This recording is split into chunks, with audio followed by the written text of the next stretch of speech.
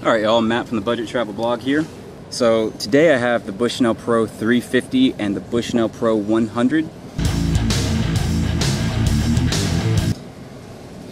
Very happy with the Bushnell Pro series of flashlights. They're high in quality, a great price. The Bushnell Pro 100, the smaller one here, you can find it for about $19.99, $20 range. The Bushnell Pro 350 I got for the $35 range, but it does have a few more features. I'll start with the Bushnell Pro 350. So right off the bat you can see that this is very high quality. It's that same aircraft aluminum that most higher end aluminum is. Both come with a clip. The clip on this functions very, very well. It attaches to whatever you clip it to very easily, and it's not going to fall off. Black finish, looks very nice. Tried to get the camera to focus there. Now the 350, it comes with the lockable intelligent button. I'm not sure if you can see it. There we go. This has a few different modes. So set up like this. I don't know if you can see the white light because of the shadow there. There we go. Alright, in this setting, click the light on, off. Alright, slide it to the right here, to the lock position, on, off. It does not work. It's a great feature. I do wish that the Bushnell Pro 100 had that feature. Biggest benefit to that feature is when you go to store it, when you go to put it in your pocket, when you go to throw it in a bag or anything like that with multiple objects, you're not going to have that light turn on. Now the 350 has a downside. The biggest downside to the 350 is the batteries. Easily the biggest downside is the batteries. It takes the CR123 batteries. That's not a very common battery, something they usually put into cameras. I'll go ahead and show you that right now. The battery could definitely be an issue. Used in its highest setting, you're only going to get about 30 minutes of life. That is not a common battery. That's a battery that, you know, like I said, you'd have to buy, you'd have to find somewhere, and could be an issue for a tactical flashlight or anything with the word tactical in it.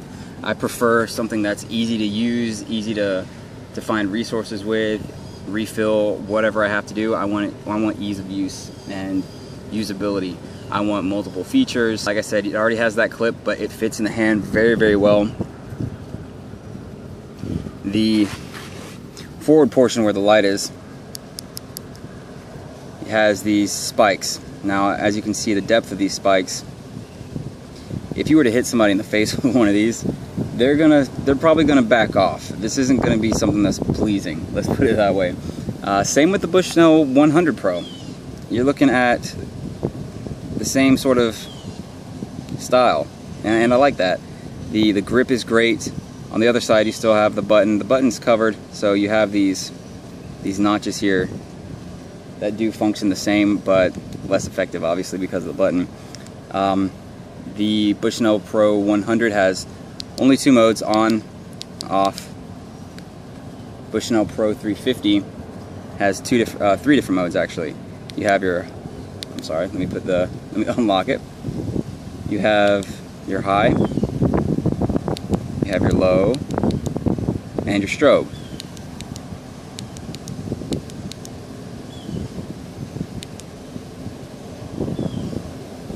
A lot of great features. So this is the outdoor portion. I'm going to do an indoor portion just because I think it might be necessary. Did a pre-test to try to see if the flashlight was going to work properly outside, but again, you can't really tell the details. Alright, so first off I have the Bushnell Pro 100. So it's obviously a 100 lumen light. Right in front of me, about, I would say 50 feet away, I have a boat in front of me. Let's see if I can light that up. Alright, so this is the 100 lumen. Turn this around. There we go. Alright. This is the Bushnell Pro 350. Much different. Much different. Alright, now the Bushnell Pro 350 has 3 different modes. It has a high, which is 350 lumens, the low is 42 lumens, and the strobe is back up to 350 lumens. I'll go ahead and demonstrate all 3 modes for you. High, low, strobe. This time I'm going to do an in-room demonstration. But first off, I have the Bushnell Pro 100. This is again an inside review. So here's the light. This is just a regular hotel room, 100 lumens. Only one mode on, well, I guess you could say 2 modes, on and off, on the Bushnell Pro 100. Now I also have the Bushnell Pro 350. This has 3 modes. It has a high, low, and strobe mode. High has 350 lumens, low brings it down to 42 lumens, strobe brings it right back up to 350 lumens. I'll go ahead and demonstrate that. So we've got high, low, strobe. High, low,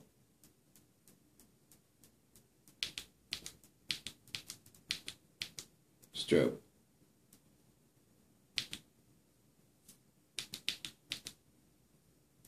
I was saying that the Bushnell Pro 100 is something that I'd like to have inside my house, just because it has enough light and enough distance where I can see as far as I need to.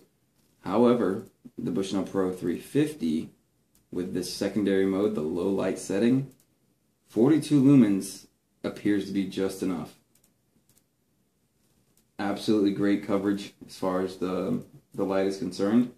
So this is the 42 light low setting. I'm going to go ahead and turn on the Bushnell Pro 100 and see how that washes out the 42 lumens. Alright, this is the 100 that's moving. The 42 lumen is stationary inside. So you get a better feel for the difference between the lights.